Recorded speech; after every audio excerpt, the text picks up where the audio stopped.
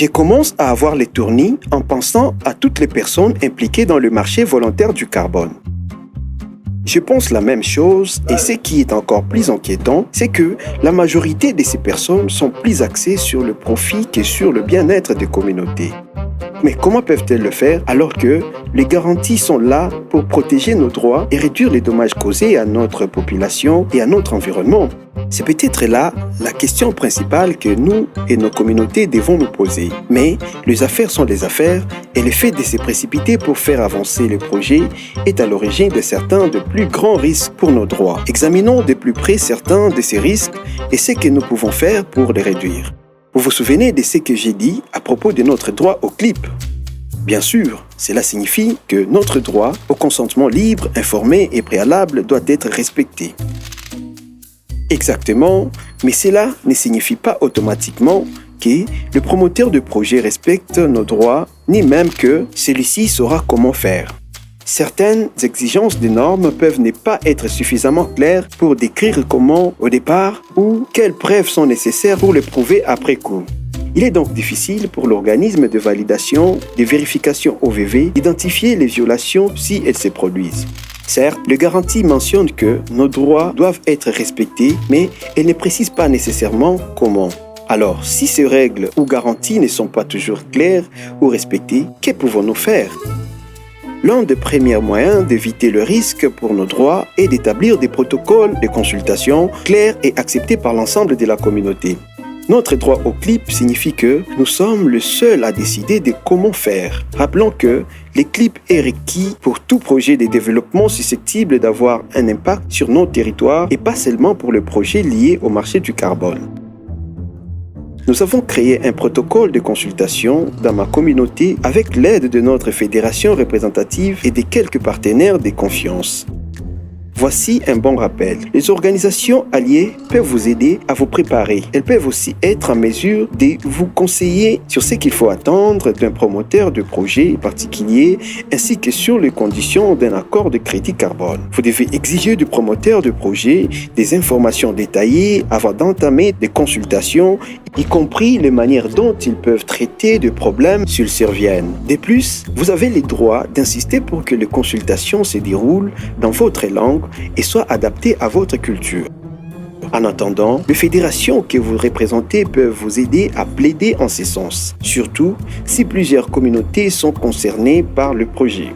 N'oubliez pas que les promoteurs de projet sont les seuls à tirer profit du fait de nous presser et ne pas nous fournir tous les détails dont nous aurons besoin pour prendre une décision informée. Je vois ce que vous voulez dire. Si nous disposons de toutes les informations, nous pourrions ne pas vouloir conclure d'accord de tout. Ou bien, nous pourrions utiliser cette information pour négocier un meilleur accord.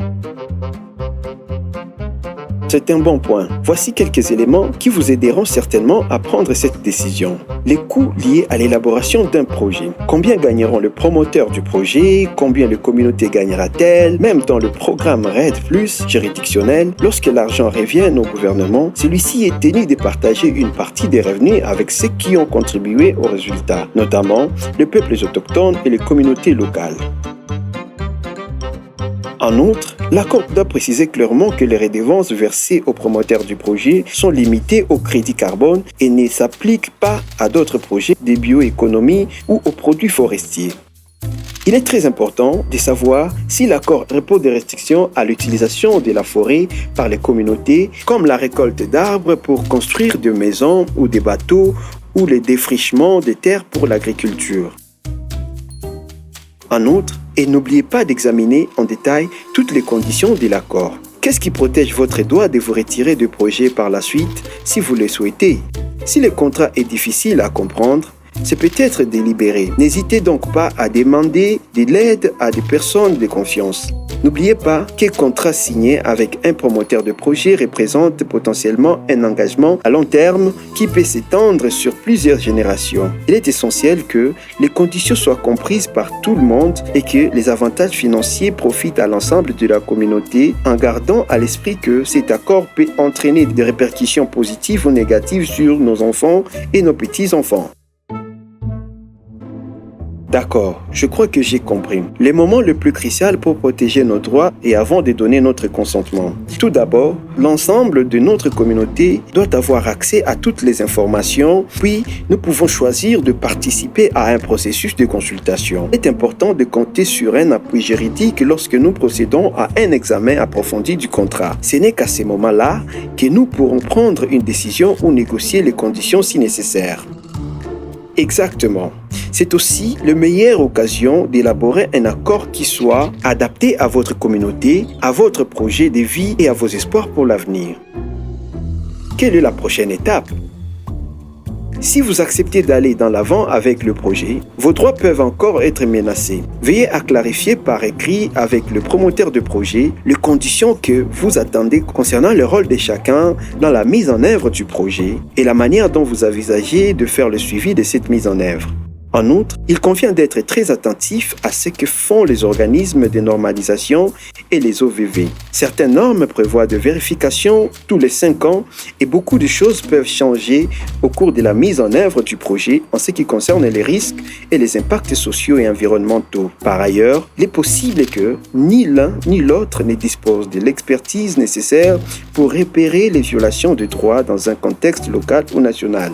Il est important de rappeler que les deux entités ont des intérêts financiers dans les vérifications de crédit, ce qui peut les amener à négliger certaines procédures qui n'ont peut-être pas été respectées, d'autant plus qu'ils sont en concurrence pour des parts de marché.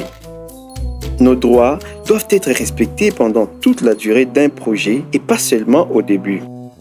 Avec des soutiens et des informations, vous pouvez faire beaucoup pour réduire les risques pour votre communauté. Dans la prochaine vidéo, nous verrons ce qu'il faut faire lorsque, malgré tous nos efforts, les choses tournent mal.